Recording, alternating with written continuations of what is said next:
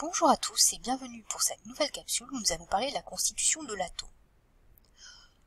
De quoi est composée la matière? Tout ce qui nous entoure, les plantes, les animaux, les objets, vous, moi et même l'air que nous respirons. Toute cette matière est constituée d'atomes.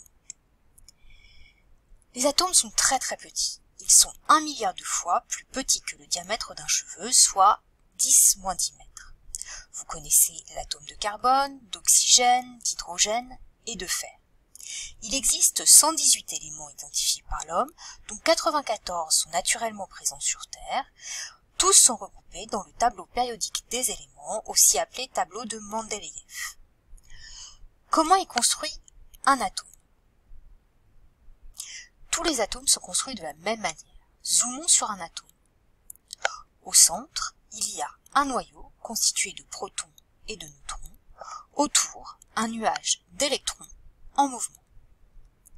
Pour avoir une idée de sa taille, si le noyau était une tête d'épingle posée au centre du stade de foot, les électrons se situeraient dans les tribunes du stade. Et entre le noyau et les électrons, il y a du vide. Autour du noyau chargé positivement, des électrons chargés négativement sont en mouvement dans une boîte électrique appelée nuage électronique. Il n'est pas possible de connaître la position de ces électrons dans cette boîte. On voit dans cette représentation de l'atome que les électrons ont des positions aléatoires et indéfinies. Le noyau est constitué de particules appelées nucléons. Il en existe deux types, les protons et les neutrons. Ils possèdent la même masse, mais pas la même charge. La charge du proton est notée E pour charge élémentaire, c'est la plus petite charge que l'on peut isoler. Le neutron a une charge nulle. Pour retenir les charges, on peut se souvenir que la charge portée par un proton est positive, P pour positive, et la charge portée par un neutron est nulle, neutre, N pour neutre. Les électrons, donc de l'atome, ont une masse 2000 fois plus petite que celle d'un proton ou d'un neutron.